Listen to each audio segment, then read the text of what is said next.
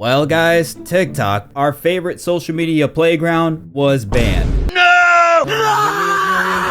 Hold up, it was only for 12 hours. Now, regardless of how we all feel, one thing's for certain after this, I'll never take that For You page for granted again, because the bathroom breaks during that 14-hour window was tragic. So if you don't know what I'm talking about, on January 19th, many of us logged onto TikTok and were greeted with this message and a prompt to turn right around back to the home screen. And so many were left praying to the digital lords above that maybe just one day we'll be able to relish in the lands of overstimulation again. And that wish was granted.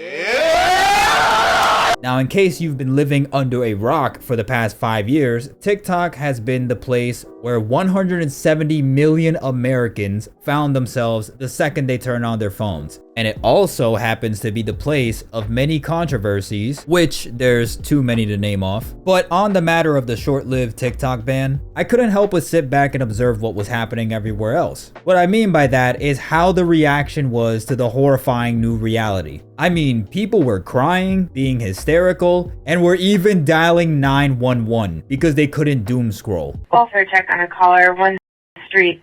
RP is saying they love TikTok and is very incoherent, saying he's not an American. Why am I not surprised? Also, to the ones who dialed 911 because of a social media app, thanks for hindering the authorities from reaching people who actually needed assistance at that time, ya dweebs. Now, before I get jumped in the comments of whose side I'm on here, I'll set the record straight and let y'all know I'm actually against the app being banned. You what? Now hear me out. Sure, it's always fun to have a laugh and ridicule the worst behaviors our society offers. It's one of the reasons why this YouTube channel was even born. But keep in mind that there's more to this than meets the eye. And I say this app going away, broadly speaking, is pretty bad. You remember how I said people were crying about TikTok being banned? Well, this might shock you. Some of these people were making upwards of $30,000 a month on the app. I mean, I'd be bawling my eyes out too if that income just vanished into the abyss. Are you kidding me? Whether people want to admit it or not, TikTok has changed a lot of lives financially for the better and has given people another source of income. So we can further fight the ever-going battle against inflation and a bunch of other stuff that's stacked against us. So that's what I have to say against the dunces telling these poor people, quote, time to get a real job, and the fact that some of these 9-to-5 lifestyle bootlickers are out here celebrating people losing full-on businesses through TikTok. Somebody should toss their bedtime pillows into the dryer on the hottest setting before they sleep for work. Maybe that'll nurture their critical thinking skills at this point.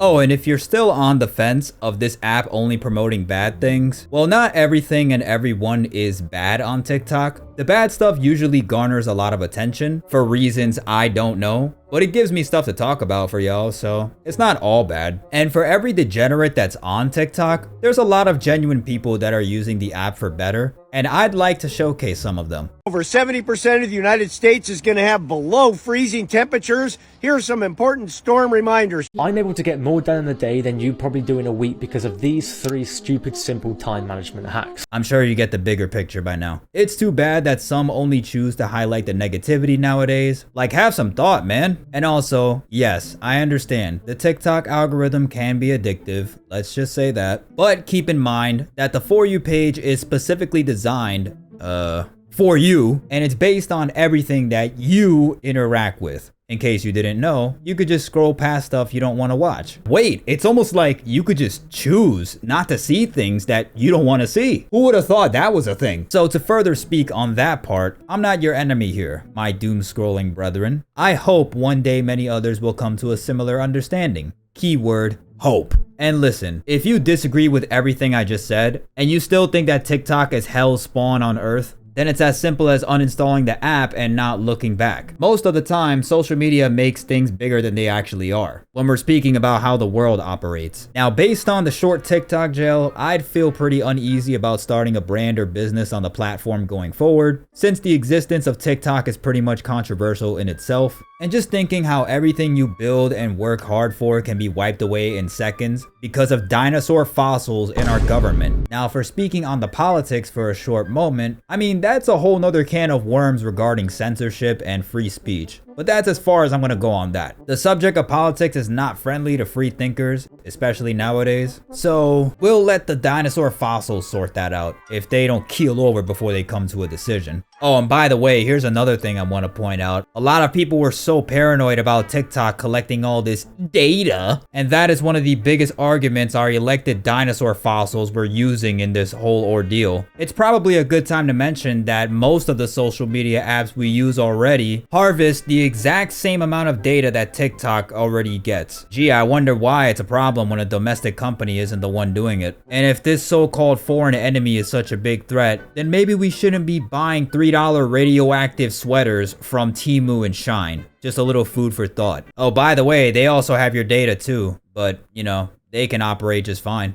Look at this. Since people weren't giving up TikTok that easy, it got to the point where all the TikTok refugees went over to another Chinese app named RedNote, which by the way happens to be the funniest thing I've ever seen. And I'm really not trying to get too in depth. I know I'm like skimming on the lines of political stuff, it's just to prove a point. But imagine banning an app because you're supposedly so paranoid about national security, only for the users of said app to head over to another app that is created by the same foreign country you're against. Perhaps I overestimated the efficiency of our government, and maybe I underestimated the intelligence of the American people. I'm being serious, by the way. I think that had to be one of the cleverest forms of protest I've ever seen. Also, it's worth noting that the RedNote app gave us a glimpse into the lives of our sworn enemies overseas, and the discoveries we made about how they're living over there compared to how things are on our end. It was the craziest cultural exchange in recent times. You got these guys living in 3025 out there with their high-tech cars and futuristic grocery shopping. And how could we glance over this? We Chinese, we do not have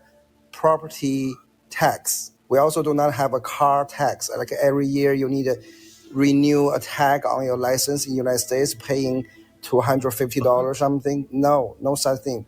Once we own the car, we own the house, just no tax. We only pay tax when we buy it. I think this whole thing will make people protest our government even more. Okay, hold on. We're putting a stop to all this political talk because that's a discussion for the comment section, if anything. And from here on out, there really isn't much to say besides just enjoy that TikTok is back, for now at least. Because in the end of the day, because of how big the app is now, there really is no way you could just say yes or no for people having it or not. Adding on to the fact that it does have a lot of good uses, even though it gets abused in a lot of bad ways. And whether you like it or not, there's very little that you and I can do about that. That ban should have never happened in the first place, and it's also one of the most unnecessary things to happen. Adding to the theory that it was all a stunt to paint a special someone in the limelight for quote-unquote bringing it back, there's just a whole lot of gray area here. I still can't get over how it was only for 12 hours, but regardless, it was wild seeing everything going down in that short time period. Now, I want you guys to imagine a full-on day, weeks, or even longer without the app. We probably would have been on track to having people riot outside the buildings in DC, and a bunch of unfortunate historical events. Now, I hope you guys enjoyed the whole recap on that fateful day, and I yapped enough already. So if you made it this far, that probably means you enjoyed the vid, I assume. And I'd very much appreciate a like. Thank you very much. And of course, if you guys feel like we need to continue the discussion, drop your thoughts down below. I'd love to hear what you guys have to say on this matter specifically. I hope you guys are enjoying your For You pages again, and I'll catch y'all on the next one. Deuces!